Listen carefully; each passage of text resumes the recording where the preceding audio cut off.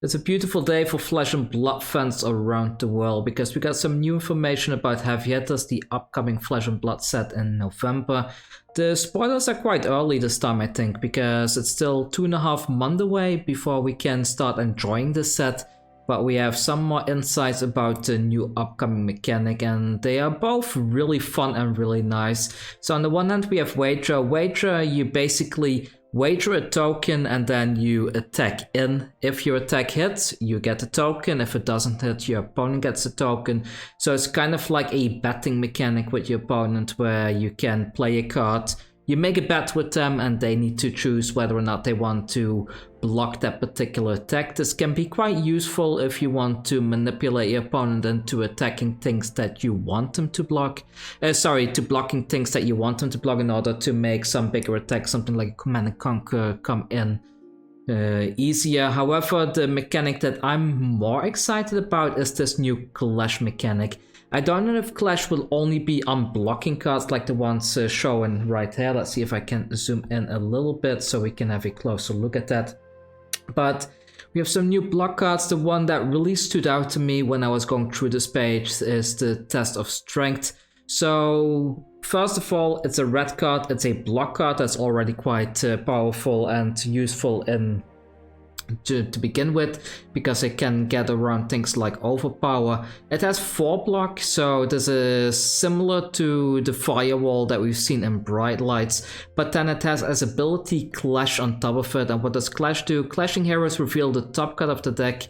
The hero that reveals the card with the highest power wins, and in this case the person that wins will create a gold token. In the Test of Agility you will create an agility token.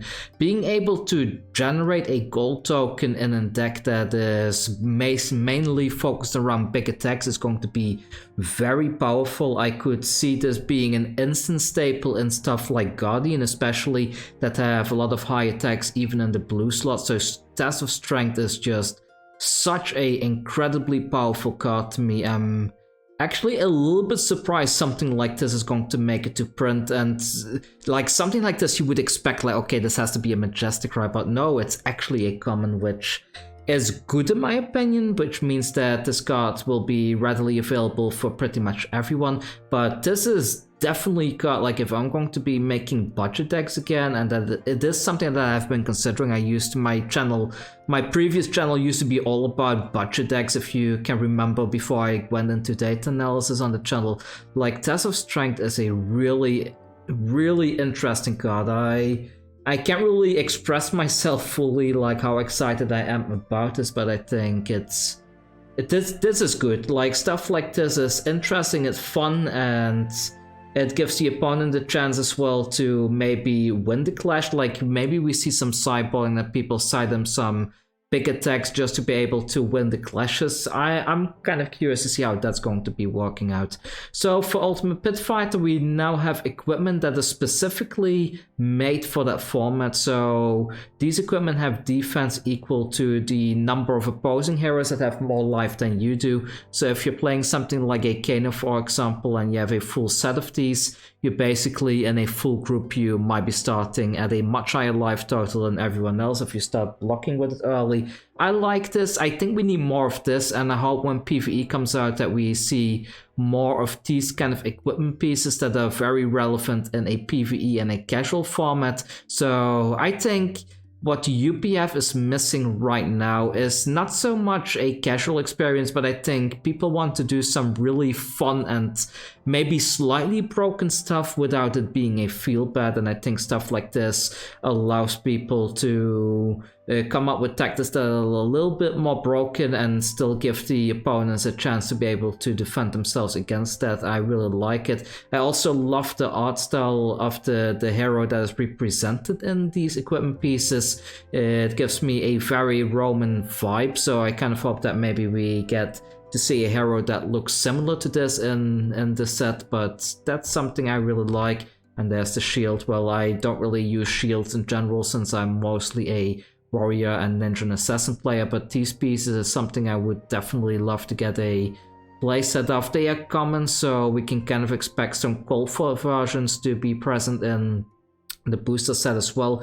There are going to be 10 Marvels in the set as well. Some Marvels have already been revealed today. Mainly, we had a reveal of the new hero in the new set, which is going to be an all-new Kassai. Kassai of the Golden Sand. It's gonna have a young and an old version. So we have here, let's see, I cannot zoom in, but basically this is the adult version, and then we have the younger version, which is not to be confused with Kassai Centauri Sellsword, which is a card that we've already had. These have very different abilities, so if you've drawn a card this turn, your sword's attack costs 1 less to activate. So by playing a Kassai, for example, if you play something like a Cash-in, I think it's called, and you sacrifice a gold token, you draw 2 cards, and now your Centauri Sabers can attack in for free. This is going to be extremely relevant because it allows the deck to do some really broken stuff by not having to pay for that first Centauri swing,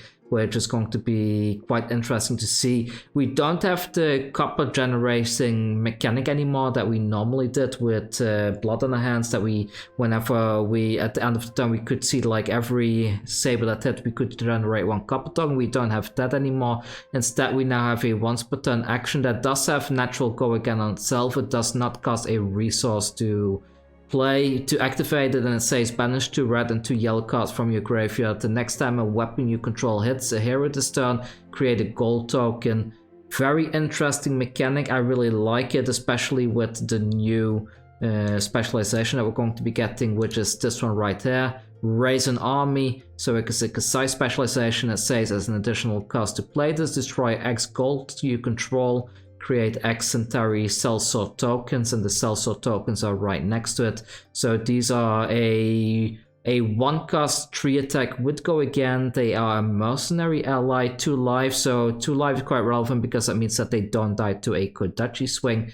The opponent, if you're up against an ninja, they need to commit a little bit more than just a Kodachi to get rid of one of these. And then it says Centauri Sellsword can only attack if you've attacked with a weapon this turn. Really like it. I really like it. Like the playstyle around this new Kassai hero is going to be quite interesting. I already have some ideas in my mind like how I want to build it. And maybe you remember, like I did a video about a year ago about cash out, where you can sell a bunch of equipment in order to generate a bunch of coin pieces. I think something like that might be interesting now, especially since currency is going to be playing such a huge role. But on the other hand, since we have all these wager mechanics like this one, for example, the money where your mouth is, so the next attack has +2 and then you wager with the opponent. If your thing hits, you get a gold token. Maybe this is enough to be able to pay for your armies and stuff like that. But yeah, really excited about that. And then as you can see, 2 Marvels revealed already, so I guess we can assume that there's gonna be more Marvel heroes like this. And I think Marvel heroes are really the sweet spot in making a box crackable in bulk, because heroes in general, they are something that start on the battlefield, which is quite nice. I'm very excited about that as well. I'm stumbling a bit on my words today, I do apologize about that, but for one, I'm very happy that I have a playset of Cold for Centauri Sabers, because they are going to be slotting into this deck quite nicely. Part of me, with this new mechanic, I'm hoping maybe we get a new warrior chess piece that is going to be more relevant than the Courage of Bladetold, but I guess on the other hand, the Courage of Bladetold is still a stellar piece. Being able to discount your Centauri Saber attacks by itself without having to draw cards off this hero ability is also quite good. I'm going to be definitely building a Kassai adult hero once this one comes out.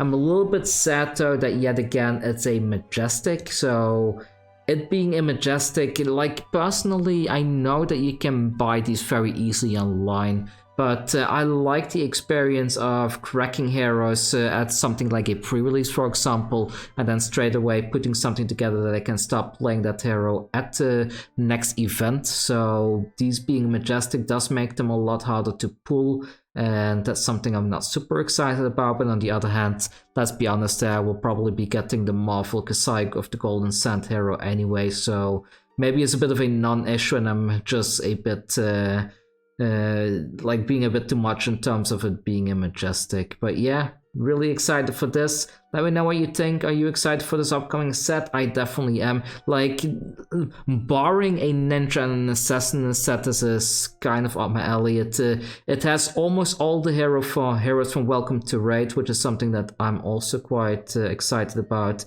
because we have a brute, we have a guardian, and we have a warrior now. So let's see what this is going to bring. I'm also curious what this mysterious question mark card is going to be. Maybe it's going to be the next Fable or something like that. But yeah, heavy hitters looks like it's going to be quite a heavy hit in terms of playability and just player experience as well. So yeah, that's all from me for today. Really fun set, really looking forward to it, and there's a trailer available on YouTube. I'm not going to be playing it there, but you can easily find it. Anyway, thanks for watching everyone, and I will see you all next time with another Flesh and Blood video. Take care.